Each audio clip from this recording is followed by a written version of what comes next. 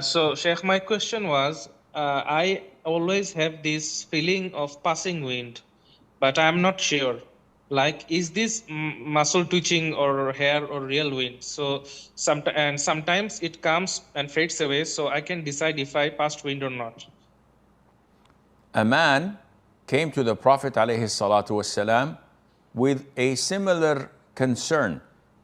And he says, O Prophet of Allah, while praying, I feel I have passed wind.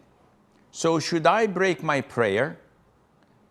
The man was doubtful, because if he was certain, he would have broken his prayer and did not ask the Prophet ﷺ.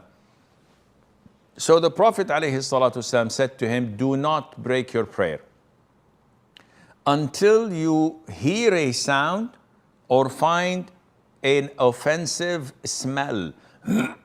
So the Prophet ﷺ directed him to the rule, the legal maxim, the fiqhi major rule that we all apply in our lives. Certainty, which is your wudu and salat, is not affected by doubt, which is a feeling. So unless you have certainty of breaking your wudu, you continue and ignore these doubts.